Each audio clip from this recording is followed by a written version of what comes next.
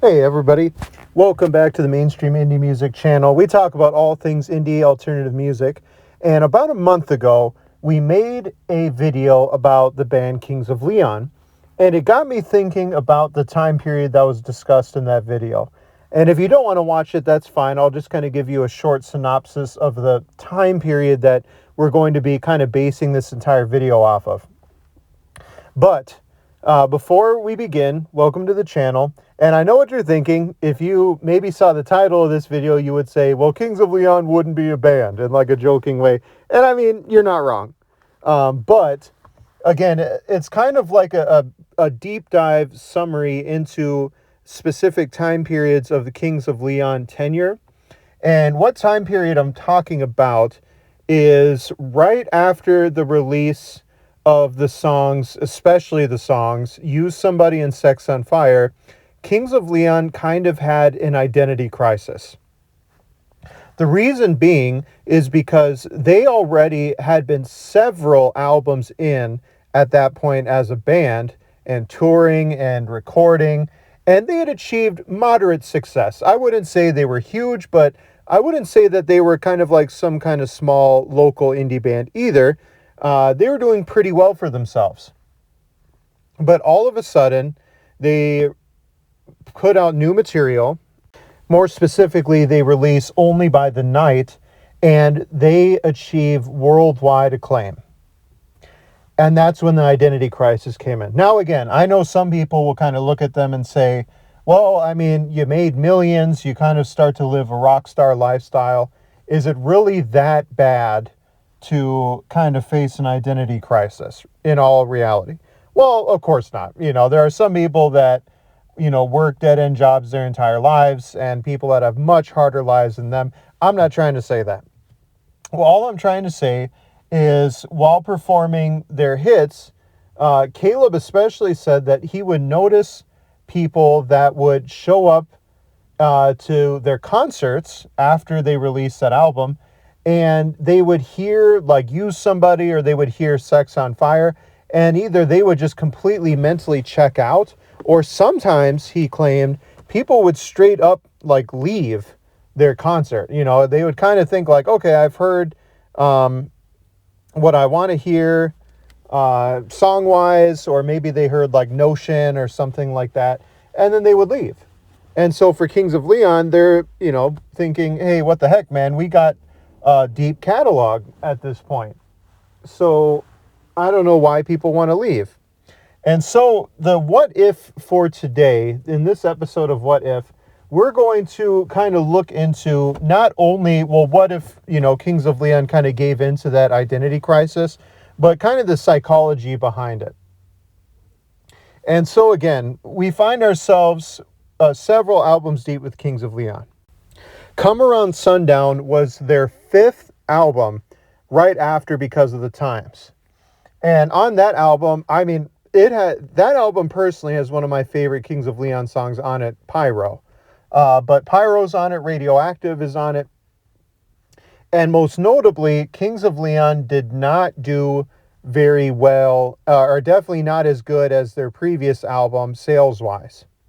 Now, in the Kings of Leon video, of course, in our timeline, I guess you could call it, they kind of went on to rebound and be okay with the kind of the smaller group of fans that they had, and not really worrying about being on top of the charts anymore. They got the help that they needed. Caleb himself had fallen into problems with addiction and kind of that rock star lifestyle. And they really rebounded as a group and kind of strengthened their bonds to continue making music. So, of course, well, what if they hadn't have done that? What if Kings of Leon tried to keep making number one hits? What if they tried to kind of stay on top of the pop scene back then? Well, they wouldn't be the very first, you could kind of say like rock band or Southern rock band or so on and so forth to do so, right? Now, sometimes it pays off. I kind of think of bands, even though they're a little different, of course, sounding, but I kind of think of bands like the Arctic Monkeys or Black Keys a little bit, I kind of go that route. Um, they were facing that same crisis around the same time. And in my eyes, that's the kind of two different paths in this what if universe that Kings of Leon go down. They either go the Arctic Monkeys route and they almost double down on kind of like a pop sound like Arctic Monkeys did with AM, and they achieve massive global success.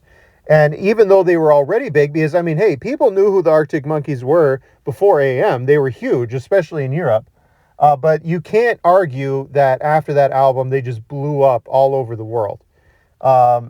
So in one style, Kings of Leon, again, go for the more popish sounds and they're successful. But there are some drawbacks with that because, like I mentioned, Caleb had been battling huge addiction problems. And even though the band is related to each other in one big family, tension started to rise with the mounting pressures surrounding them staying on top of the pop world. And in my mind, even if the Kings of Leon were successful in pulling off kind of like a repeat Come By Night album, it eventually would destroy the band from within and lead to the Kings of Leon breaking up as a band. I also think Alex Turner has more of a star appeal. He's more of a celebrity appeal, and maybe it's part of it just being British adds on top of it. But unfortunately, Caleb, I do not see him as kind of living the rock star lifestyle, kind of, becoming that celebrity. And so maybe he tries to make a few solo albums, kind of continue on by himself, but is not successful in doing so. And unfortunately, the Kings of Leon become a one-hit wonder. And on top of that, kind of explode on their way out. Now, maybe they still go for the pop sound versus what they did in our reality, but it ends up just frankly not working out. People don't receive it, kind of like the Black Keys. And maybe, again, their popularity continues for a little bit more years, but eventually they kind of find themselves once again with a very solid but smaller fan base. I think, honestly, what has happened in this reality is the best possible scenario and is the best move that the Kings of Leon did. Regroup as a band, regroup as individuals, build themselves up mentally stronger to continue touring, and don't worry so much about the fans think. But I want to turn to you guys. What do you guys think about Kings of Leon in this timeline?